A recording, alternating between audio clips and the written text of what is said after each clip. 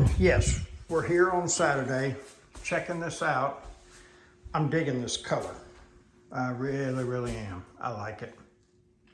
It's kind of hard to tell. It's like almost a gray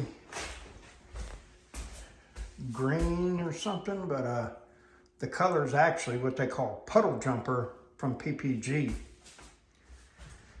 This area has come together real nicely. Got it painted, wall plates changed out, stove in place. We're not painting cabinets.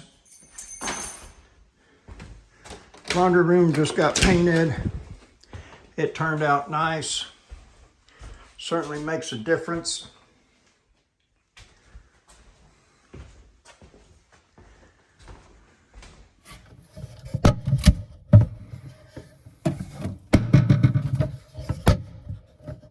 Hey there, what's up? Yes, it's Saturday.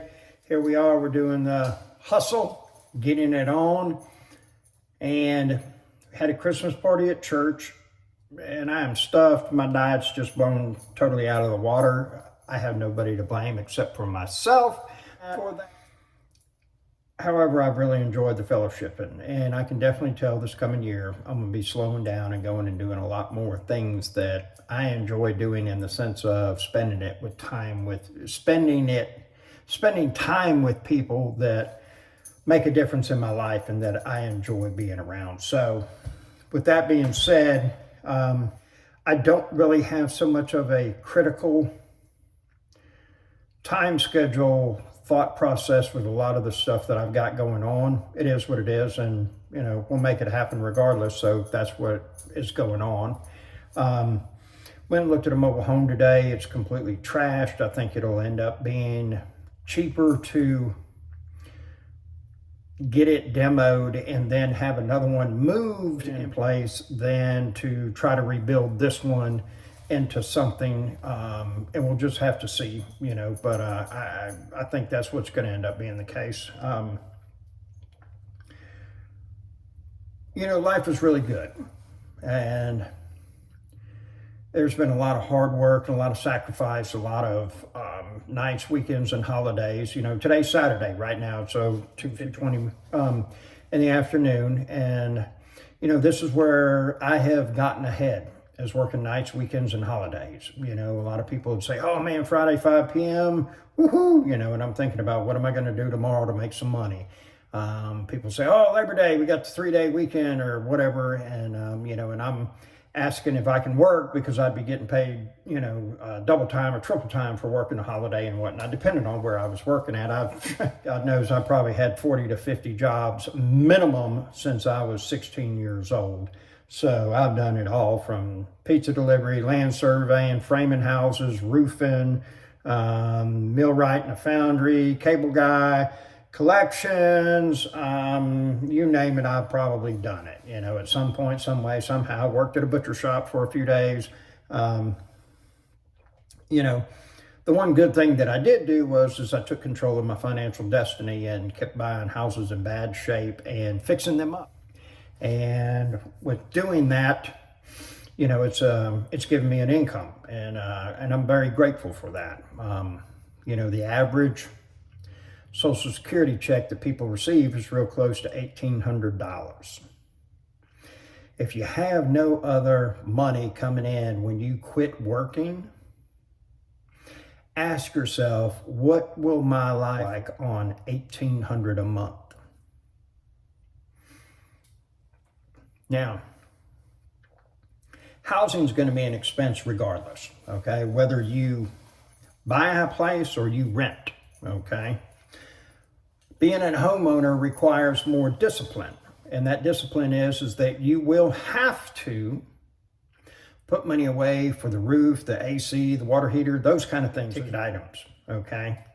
The vast majority of people in this country, in the United States, do not have more than $2,000 in their savings account. It's just reality, folks. So what does it look like when a roof has to get replaced that is $10,000 to $12,000? What do you do then? I did an estimate for a lady yesterday. She asked me, do you all finance? Yeah. There's financing available on roofs. You put the house up and you're paying 12 to 15% interest. So yeah, there's financing. Absolutely, there's financing available. It's a lot of money. And then the downside is that if you don't make the payment and you end up losing the house, that's even much worse.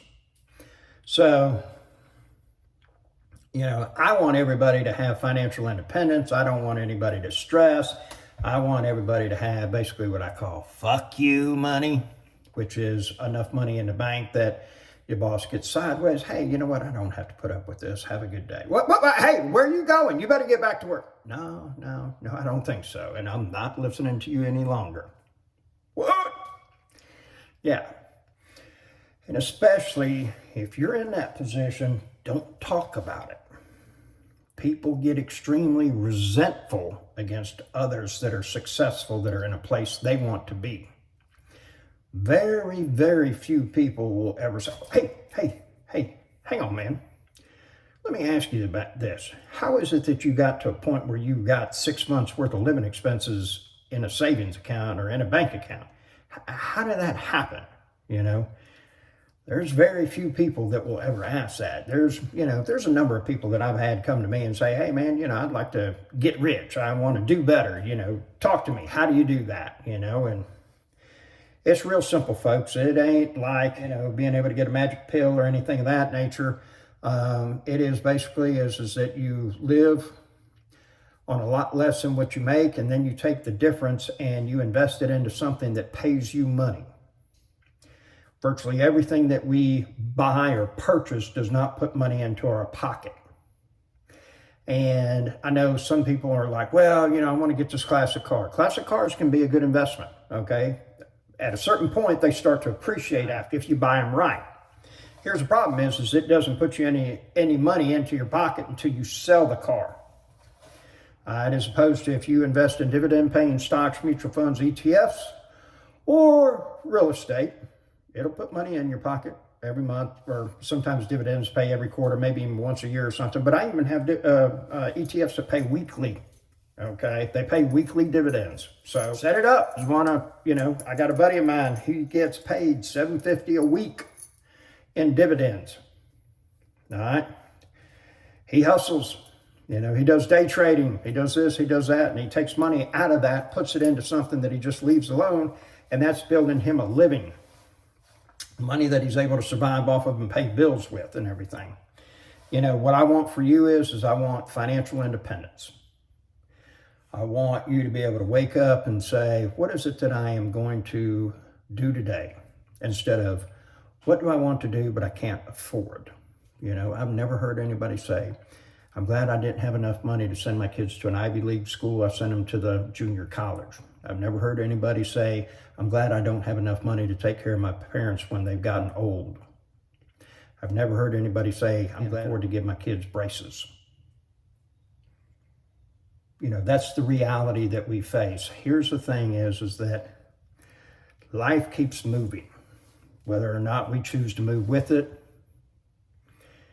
The thing is that inflation goes up more than your money. And if you don't invest in something that outruns inflation, then your big money becomes worth less. And if you don't educate yourself on money and then take action, you're inviting poverty to come into your life. Just do this with me. I want to be poor. I don't want to live in abundance. I don't want to enjoy prosperity. I like the thought of being poor. Man, I'm not going to say that, Robert. That's what you say when you don't educate yourself and don't invest. Because guess what? The economy keeps on moving regardless if you do or not. Right? Just the same as you get to a certain point in your life, as long as you don't have any major hiccups or anything, our body hits a plateau, and as time goes on, our health starts to diminish. If we don't educate ourselves on eating good, and then exercising, and then taking action, okay? And what I mean by that is that cutting down on certain foods, sugars, carbs, whatever it is, and then we start going and doing stuff and becoming more active. I go and walk 2 miles a day, okay? And the thing about it is that if you don't do that, you invite obesity and disease to come into your life. Now, I want you to say this. I want to enjoy being sick. I want to be so fat that I can't get off the couch and move. I want to not be able to bend over and touch my toes or pick up my grandkids. I like having difficulty getting in and out of my car. Please say all that with me. Hello? Hello? Bueller? Bueller? That's what we're doing by not. Anything that we choose not to change, we are choosing. I don't make the rules, folks, but I do play by them. All I want from you is, I want you to do better. I want you to enjoy something. And the regular person like me, I ain't got no master's degree, I ain't got no bachelor's degree, I am a felon. You can enjoy a good life, okay? I'm going to tell you the most self-destructive drug that a man can take, any person in this country can take. You ain't even got to get off the couch to get it, man. It's available anywhere. It's called comfortability. And then you can use a shot to chase it, and that shot is called mediocrity. Those are the two worst drugs known for man. Those will keep you stuck all day long for a lifetime. I hope you never enjoy those. Have a good day. Hope you're having a good weekend. We're getting things wrapped up on this Saturday. It's been pretty productive.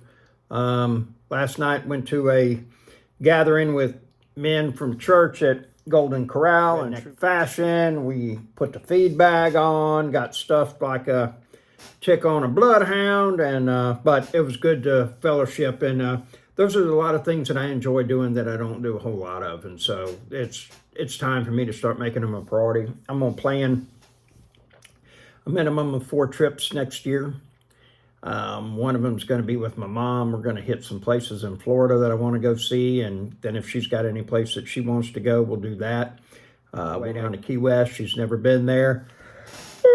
And we'll try the seaplane to go to the Dry Tortugas. And, we'll take off on the water. We'll land on the water. That's on my bucket list. So we're going to make that happen. Hope you have a wonderful day and evening. And be blessed. I hope you find what you're looking for, so to speak. I'm on the journey.